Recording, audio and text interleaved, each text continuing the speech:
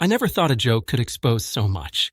It was a quiet Sunday morning, the kind where the house still smells like coffee and nothing feels urgent. We were sitting at the kitchen table, sunlight hitting the counter, both scrolling on our phones like we usually did. She laughed at something on her screen and said, casually, "You know what would be fun? A girl's trip to Vegas." She said it lightly, like she was testing the air. Then she added, "Just kidding. Can you imagine?" I looked up from my mug and smiled, but something in my chest tightened. Jokes are never just jokes when they land wrong. I asked, "Who would you go with?" She shrugged and said a couple of names, then laughed again, waiting for me to laugh too. Instead, I said, "As long as Mike isn't part of the story."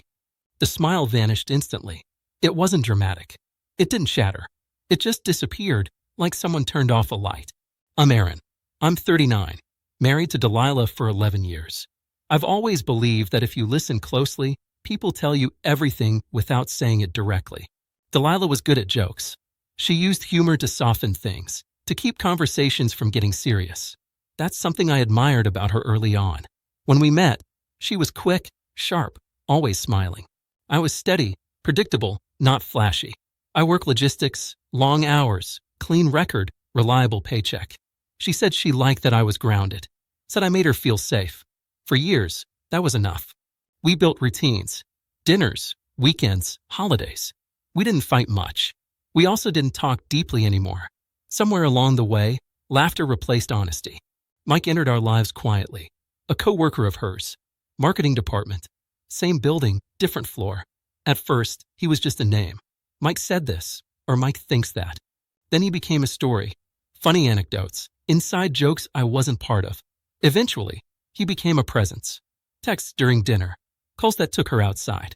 She said he was harmless, married, just a friend. I told myself I trusted her. I wanted to be that guy, the secure husband who doesn't flinch at names. But trust isn't blind. It's observant. And I noticed how her energy shifted when his name came up. Lighter, brighter, like something she saved just for those moments. So when she joked about Vegas, I didn't hear a vacation. I heard distance. I heard freedom wrapped in laughter. My reply wasn't angry. It wasn't loud. It was measured. That's why it landed. She froze for half a second, then said, "What's that supposed to mean?" I met her eyes and said, "You tell me." Silence stretched between us. She laughed again, forced this time, and said I was being paranoid, that I was ruining a perfectly good morning. She stood up, grabbed her phone, and said she had errands to run. No kiss. No goodbye. Just the door closing softly behind her. I sat there longer than I needed to. I wasn't hurt yet. I was alert. There's a difference. Hurt is emotional. Alert is clarity arriving early. I replayed the moment in my head. The joke. My response. Her reaction. People don't get defensive over nothing. They get defensive when something gets too close.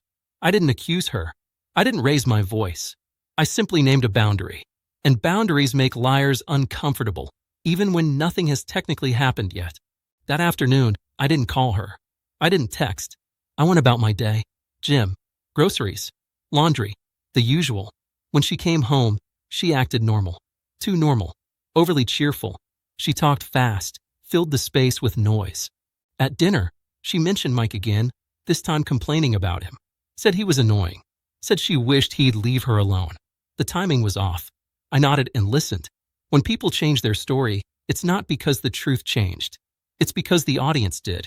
That night, lying in bed, she rolled away from me, phone glowing in her hands. I didn't ask who she was texting. I already knew. Instead, I said, calmly, "If you ever feel like joking about leaving town with your friends, just be honest about why." She went stiff, didn't turn around, said, "You're reading too much into things." I replied, "Maybe, but I'm done pretending not to read it all." She didn't respond. The room felt colder after that. The next few days were quiet, not tense, controlled. She was careful with her phone. I was careful with my words.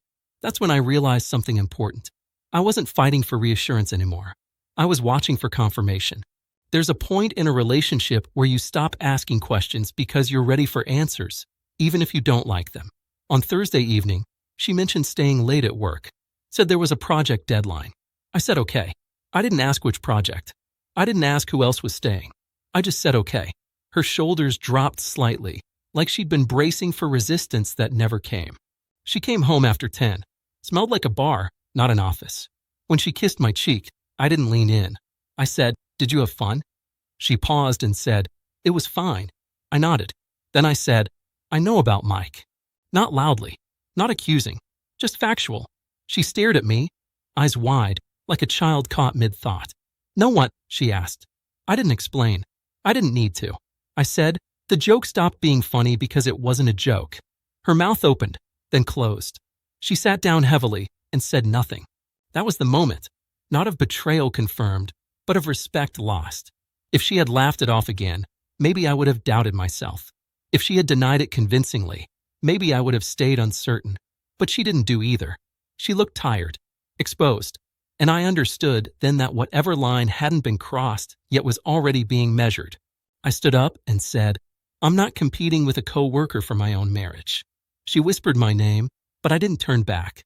I packed a small bag and left that night. No shouting, no ultimatums, just a decision. The joke about Vegas didn't end us. It revealed us. And sometimes that's worse because you can't laugh your way out of clarity.